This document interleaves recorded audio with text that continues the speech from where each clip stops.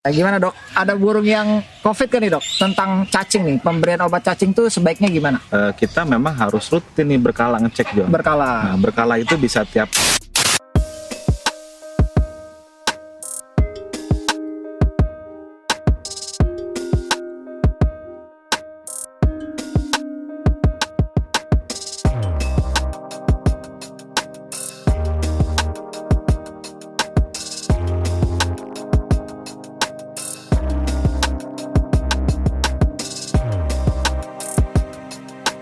Hai, welcome back to Parrot Master Channel. Bersama saya Mubarak John. Kali ini kita akan membahas tentang masalah penyakit parrot. Tentunya bersama salah satu dokter hewan terfavorit di Indonesia. Yuk langsung aja. Nah, ini dia salah satu dokter terfavorit di Indonesia, Dr. Peter Kombo. Apa kabar dok?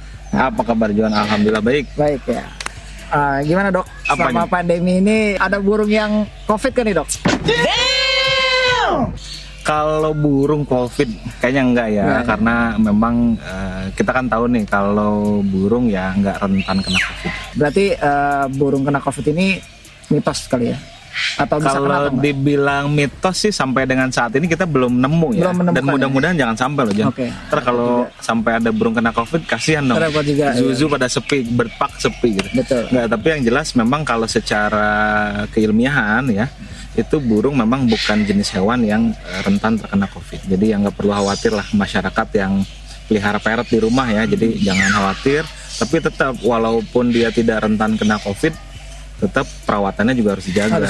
Sanitasi terutama harus rajin bersih-bersih. Ya. Nah kalau yang umum-umum penyakit parrot yang sering datang itu apa aja Om biasanya?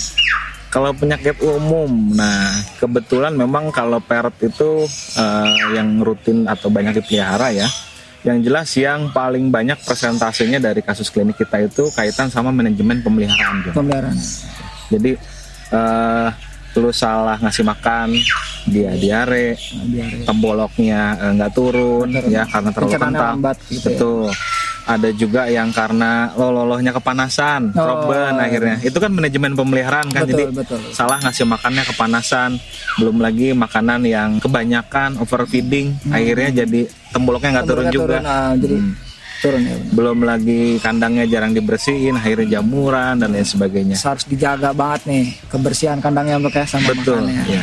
Nah, terus yang kedua nih, urutan kedua itu biasanya kasus-kasus karena agen infeksius, John. Jadi kayak bakteri, jamur, virus, parasit. Nah itu sering tuh ya. Kalau kita ngomong bakteri, ada namanya E. coli ya, E. coli, terus ada salmonella. Itu sering juga tuh.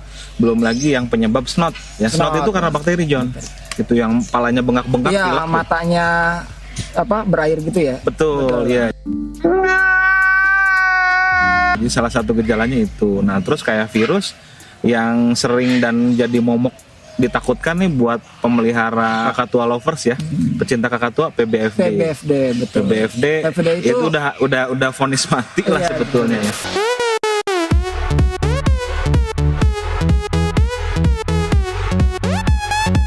Coba mungkin bisa dijelasin dok, PBFD itu lebih ke nyerang apanya gitu? PBFD, kalau PBFD kan sesuai nama ya, John. Sitasin Big Feather Disease ya. Jadi sitasin itu keluarga burung paruh bengkok. Jadi ternyata nggak cuma kakatua yang bisa kena. Oh, berarti makau juga bisa. African Grey, Cockatiel. Gue di sini yang pernah kita uji pakai PCR ya. Itu yang udah confirm kakatua confirm, jelas tuh banyak banget. African Grey pernah juga confirm. Sama Falk yang udah sempat terdeteksi di sini. Tapi kalau makau selama ini memang belum ada kecurigaan. Jadi PBFD itu sebenarnya mirip sama plucking kali ya, Dok ya? Agak-agak mirip ya kalau sekilas. Kalau sekilas sih mungkin kalau masih dalam tahap awal PBFD-nya iya. Jadi kerontokan bulu kan dia gejalanya. Tapi ya tadi PBFD ada big sama feather. Big itu paruhnya. Paruhnya tumbuh tapi jadi nggak beraturan. Kecepatan harusnya dia misalkan pertambahannya 5 cm itu dalam waktu setahun. Nah ini 5 cm itu bisa jadi 2 bulan. Makanya pada mencong-mencong paruhnya, tumbuh terus kukunya juga sama. Nah terus yang terakhir rontok bulunya, bulunya bisa rontok. Jadi dia tumbuh, tapi begitu dalam usia tumbuh tertentu dia mati folikelnya. Jadi perdarahan. Nah kalau buat taunya begitu dicek ujung bulunya hitam-hitam pada mati. Seperti darah kering ya. Iya, kayak ada darah gumpal kering. Gumpal Benar. Nah itu PBV ini lebih nyerang ke pembuluh darah atau sel-sel gitu? Dia sebetulnya lebih kepada nurunkan imun ya. Jadi ini salah satu penyakit autoimun. PBFD-nya nggak mematikan, tapi begitu dia kena papar penyakit lain ya, yang dari agen infeksius, dia lebih gampang drop. Oke. Si parrot ini. Jadi sama kayak apa ya kalau orangnya HIV. Orang kena HIV-nya nggak mematikan, tapi matinya karena kasus lainnya. Oke. Tapi untuk PBFD sendiri ini, Om Dok, dia itu secara penyebaran penurunan penyakitnya itu dari vertikal atau horizontal? Nah, kalau PBFD ini sebetulnya sih dia penularannya bisa dua ya yang kita ketahui. Kalau penularannya horizontal itu bisa juga. Jadi dia horizontal tuh maksudnya nular dari burung parrot ke burung parrot yang lainnya.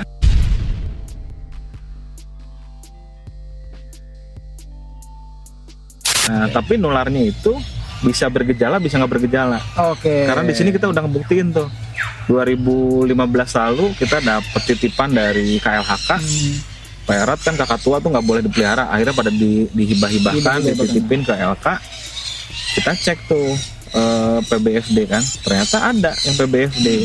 Nah cuman ya itu dia nggak bergejala John, jadi maksudnya dia nggak keluar. Nah itu baru yang horizontal, ternyata yang vertikal juga bisa. Vertikal itu maksudnya dari induk ke anaknya. Jadi anaknya punya potensi begitu 1 bulan bulunya tumbuh, 2 bulan tumbuh, tapi ntar 4 bulan rontok sendiri. Aduh sayang banget ya. Nah oke, terus yang selanjutnya kalau untuk vaksinasi parrot gimana Dok? Vaksin parrot. Nah itu ya John, jadi di Indonesia ini kan.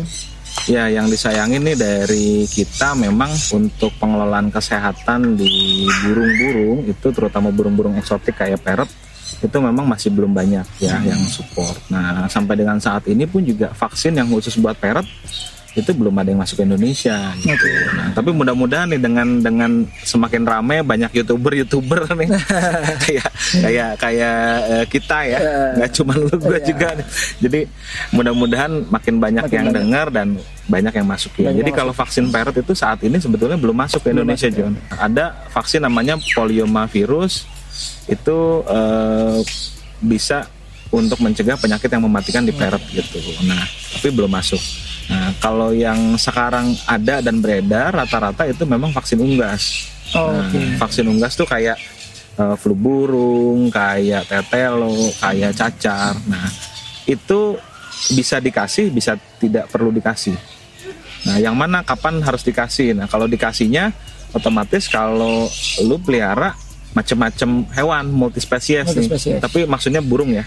Jadi lu pelihara makau, tapi lu pelihara bebek, pelihara burung kicau, pelihara merpati. Nah, jadi dia kan bisa kena flu burung, kena tetelo. Nah, itu ada resiko juga nanti burung lo. Nah, tapi kalau memang lu pelihara yang cuma makau satu di rumah, terus nggak pernah kemana-mana, ya udah ngapain harus divaksinkan gitu?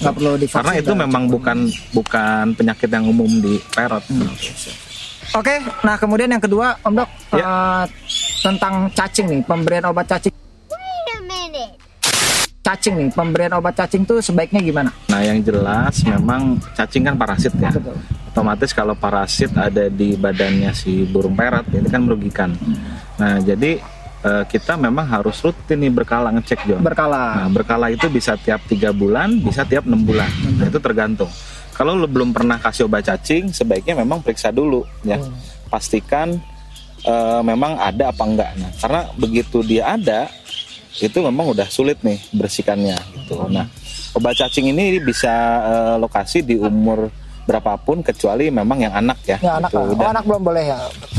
Anak biasanya umur 2 bulan ke bawah itu masih belum ada resiko ya gitu. Nah, kecuali yang memang resiko paparan cacingnya tinggi baru nggak ada masalah. Terus induk ngeloloh juga sebaiknya kita nggak ngasih obat cacing ya. Kalau induk, karena takutnya induknya dikasih makan obat cacing, takaran induk, makanannya dilolohin ke anaknya, anaknya jadi overdosis, lewat nanti. Nah jadi, itu bisa dikasih John. Jadi ya tergantung ya kasusnya apa, burungnya apa. Tapi kalau untuk rutinitas misalnya 3 bulan sekali atau 6 bulan sekali Om Dok, obat cacing? Ya, sebaiknya memang kalau mau kasih obat cacing tiap 3 bulan 6 bulan 3 sekali. bulan Ya. 6 bulan sekali. Dan kalau bisa nanti itu sesuai dengan jenis cacingnya. Jadi jenis tergantung cacing jenis itu cacingnya apa ya? betul. Ada kan ada cacing pita, ada cacing gelang, Oh, ada cacing daun, macam-macam. Kalau lu pelihara parrot yang senangnya dia makan biji doang, itu beda resiko kena cacingnya sama parrot yang makannya buah doang. Oh iya betul. Gitu. Jadi cacing di nuri sama cacing di betet belum tentu sama, John. Jadi banyak berbagai jenis cacing, tergantung pengobatan yang Dok ya. Iya, pengobatannya yang jelas ya. Lu harus ngecek. Nah. Biasanya sih bawa ke dokter hewan, nanti sama si dokter dicek kotorannya nih. Oh ternyata ada telur cacing pita gitu. Ya udah, ntar dicek terus obatnya dibawa ke lab ya. khusus ya. Jadi jangan sembarang-sembarang kasih obat cacing nih. Beliin anak sembarangan. Baru pulang dimarahin. Karena kalau nggak tahu obat cacingnya Ternyata. untuk apa ya kan, cacingnya beda. Nah itu dia. Iya. Yang udah kejadian tuh John, beli obat cacing mahal-mahal gitu buat anggaplah karena nggak tahu kan, main beli aja gitu online shop harganya mahal. Ternyata dia buat cacing pita. Oke. Nah tapi ternyata si burung lo ini kenanya cacingnya cacing gelang. Cacing Jadi gelang. pasti itu ngeluhnya udah dikasih obat cacing nggak pengaruh, nggak ada perubahan. Betul. Padahal dia salah ngasih obat. Ini sangat penting nih untuk para lovers nih. Ngasih multivitamin nih. Nah, Iya. jadi pertanyaannya, multivitamin yang berlebihan itu gimana untuk? Yang jelas kalau kurang itu nggak baik ya. Kalau lebih juga sebetulnya nggak baik juga. Nah sebaiknya memang kasihlah vitamin sesuai dengan porsi dan kebutuhannya dia. gitu. Nah, kadang teman-teman hobiis saking sayangnya nih sama si burungnya itu ngasihnya pada akhirnya keliru, John. Keliru. Contoh ya, lo punya makau, lo kasih minyak ikan. Oh, yang iya, betul. ini nih. Betul, yang kayak gel. Kira-kira menurut lo bener gak? Menurut gua nggak benar. Nah, kenapa? Karena di parrot ini tidak makan ikan. Betul, dia kan protein hewani ya. Maksudnya yang diperoleh dari hewani lah gitu.